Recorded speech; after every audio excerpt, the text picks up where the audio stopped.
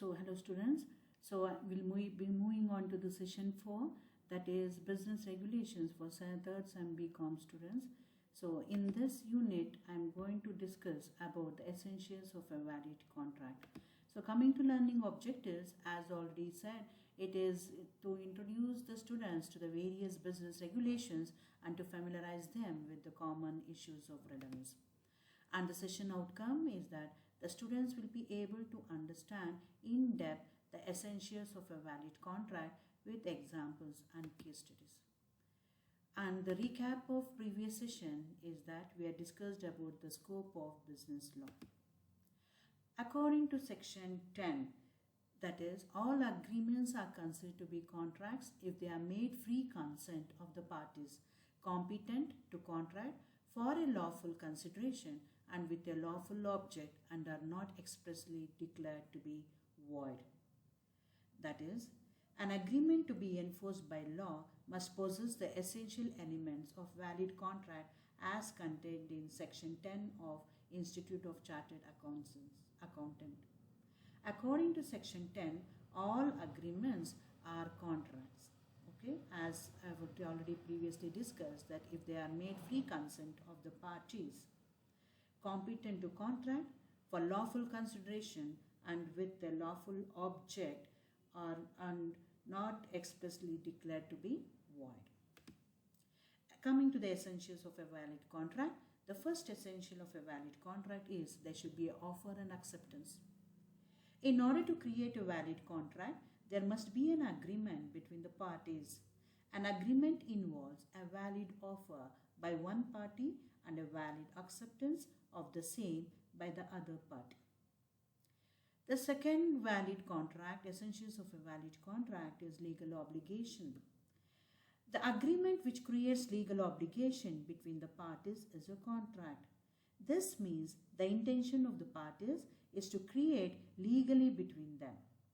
If one party completes its part of agreement and the other party does not complete its other part, then the second party is answerable in the court of law.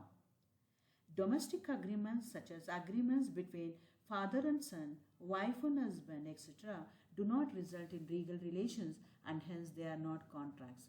Okay, so now let me give an example. So case example, Balfour versus Balfour. A was employed in Ceylon. B is wife of A. B, owing to ill health, had to stay in England and could not accompany him Ceylon. On the occasion of leaving her in England for medical treatment, A promised to send her £30 per month, but he failed to send the amount. So, B filed a suit against her husband for recovering the said amount. It was held that agreement between A and B only a domestic agreement and could not create any relationship, and the court duly dismissed the suit. So this is an example, students, for a domestic agreement which I have already given in detail in the study material. And one more case law, that is between Simpkin versus Pace. 3 friends joined to enter into a newspaper competition. They came to an agreement to share any winning equally. Accordingly, they had completed the competition and sent in the name of one of the friends. Fortunately, they got the prize. The friend in whose name the competition was sent received the prize money and denied to share it with his friends. So, other 2 friends filed a suit against him. It was held that parties have the intention to create legal obligation among them, and their agreement was therefore a binding contract. Further, it was decided that the friend who was received the prize money should share with his friends.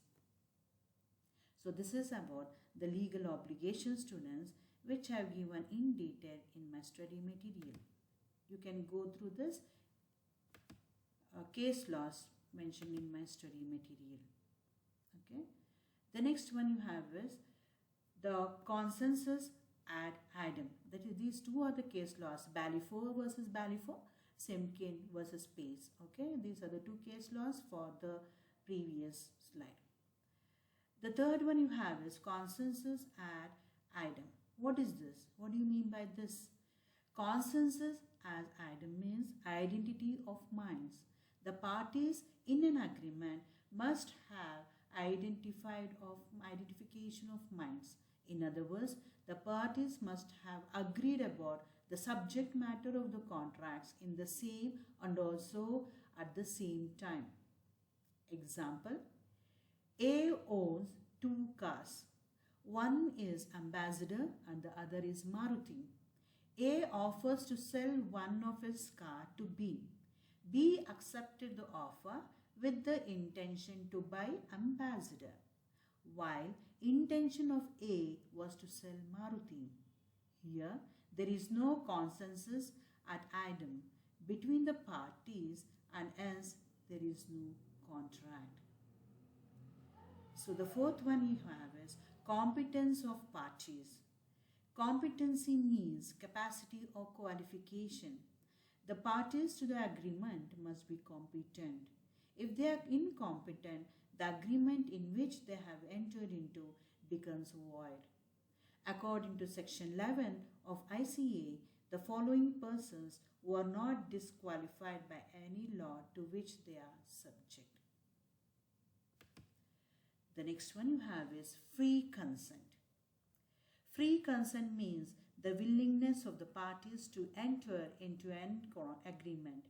Such consent of the parties should not be obtained by unfair means. If the consent obtained by unfair means like coercion, fraud, misinterpretation and undue influence, then it is not called free consent and it will not constitute a contract. Consent should be full and free.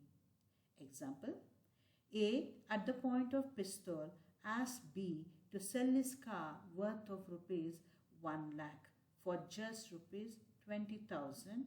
B accepted to sell his car. Here, the consent of B is not free. The agreement therefore cannot be enforced. The sixth one you have is lawful consideration. So, consideration means getting something in return. Every agreement must be supported by consideration. An agreement without consideration with certain exemption cannot create a valid contract. An agreement without consideration is only a gratuitous agreement. Further, the consideration must be law. Example, A promised to B to obtain an employment in public service and B promises rupees 50,000 to A. The agreement is void as the consideration for it is unlawful. So, the next one that you have is lawful object. No object means frame or design of the agreement. No agreement will come into existence without any object. Further, object of the agreement must be lawful. An agreement with unlawful object is considered to be void. The object is said to be unlawful if it is forbidden by law, it would defeat any provisions of law, it is fraudulent, and also it involves any injury to the person or to the property of any other. Example, if person hires a house for running, gambling, the objective of the agreement is said to be unlawful because gambling is prohibited by law. The eighth one you have is not declared to be void. The agreement must have not been declared expressly to be void. Agreement mentioned in sections 24 to 30 of ICA has been expressly declared as void. Certainty and possibility of performance. The terms of the government must be precise and certain. They must be capable of performance. An agreement to do an uncertain and impossible act cannot be enforced. And the last one is legal formalities. An oral contract is perfectly valid contract, except in those cases where writing, registration, etc. are required by some statute like in the case of scale, mortgage, lease and gift, or immovable property. So with this, we'll come to the end of the essentials of a valid contract, students, and there are 5 multiple choice questions, and I want all the students to go through these questions and answer to these questions at the end of the PPT presentation. Thank you, one and all.